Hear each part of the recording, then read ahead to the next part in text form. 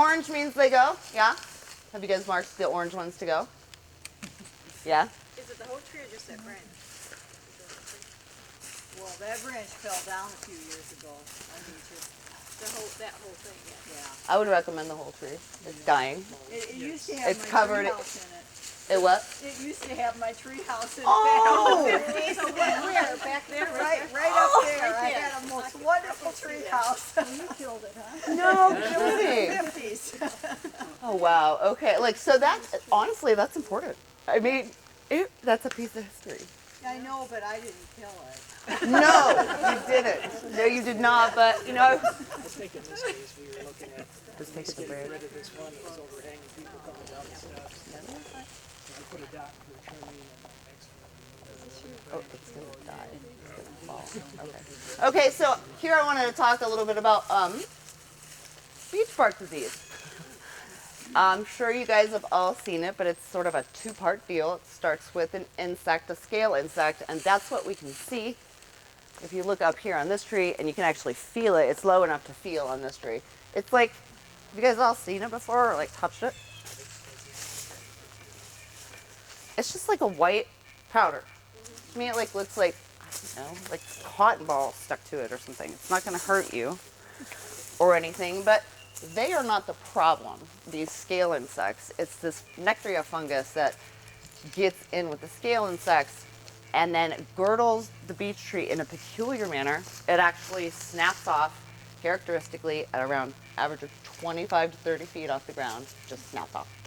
And so if you will see a bunch of those, indicating to me BBD has been present here for a very long time. But it gets to a point in a threshold effect where any tree that's been compromised, any of your beech that have been compromised, I know we like to carve on beech, but it's like it creates a wound.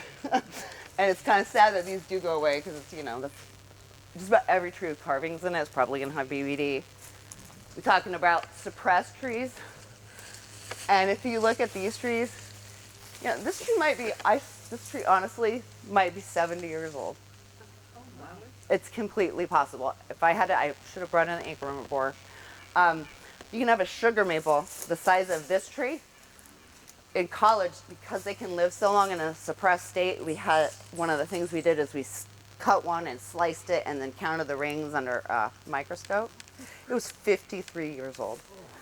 That's, and so when you do remove the competition around it, it's just not going to respond very well. It just doesn't. So if you look at these beech trees, they're all knobby and they're all have little wounds everywhere. It's an indication of growing up in a suppressed state. These are goners. This one's got holes in it. These will get BBD. These will die. As will every other tree that's got, it's sort of inevitable. It might not happen today, but it will happen. And so you have an opportunity to manage for it. As a park, you really need to be cognizant of the safety factor. Nobody wants an oh my God, especially when it's preventable. And so removing, like you guys are doing, anything that could be threatening to come down on the public, like you have one over here that's just ready to go. Probably not a good place to be. It's probably okay still. It's not that windy. It's so great. I'm glad to see you guys are you know, moving towards managing for Makes it. great steps, though. Will the roots die off after the tree's dead, and so there won't be all those steps? Eventually, yeah, but that actually is one of the things that probably contributed to wounding it, is exposing that erosion, that it's exposing those roots, and then walking on it over and over. You know, they will put on additional roots as those get damaged. You know, they continue to adapt, but it can only adapt so much if the roots are wounded as well as the base, as well as up there. You know, there just comes a point where it's just very difficult for the tree to sustain itself. So, and these are old. These are not young trees, these bigger beeches. You know, they're well over 100 years old. So, Could you talk about some of the wounds that happened to the trees during the disc golf course? Because there were multiple notches and things, and can that be the beginning of allowing disease to occur? of course. So, I didn't know that discs were like little flying axes. I was totally surprised as I looked into it. They're totally an amazing thing to invent and a fun game. And in certain situations, cause no issues. But when they started, the speeds at which they go and the edges to which those round things are honed, they hit the tree literally like an axe. and they hack out a piece all the way through the cambium into the inner bark. One of the biggest concerns here, any more wounding to the beech, you know, it's going to continue to develop. The beech is doing its thing. But the other major resource you have here is your bud oak. And in this area, just on the other side of the lake, we have oak wilt. It's spread in the air when it lands, and it's attracted to wounds in trees. And that was the biggest thing I think everybody was fearful, is that we were opening wounds up in these trees in an uncontrolled manner and then giving them the potential in a disease habitat to get the disease.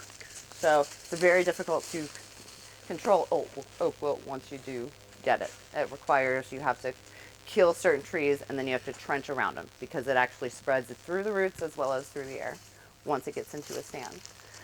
So yeah, as you know, if anybody, you guys are way more familiar, if you want, I'm sure you might even remember where they are, the photographs of some of the worst trees as we walk by, please point them out because I'd like to see what they look like after some time of not being wounded, if that's okay.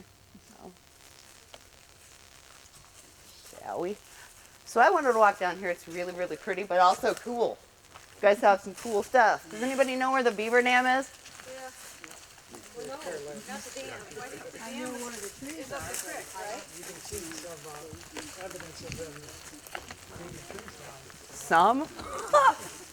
And so yeah, this, if you look and walk by, you can just brush that stuff. It's pretty cool. It just comes right off. I noticed Go ahead, good. There's one over here they're processing. It's really cool. I don't want to walk down there, but if you go down this trail just a couple hundred feet, they have one and they're starting to buck it into pieces just down there.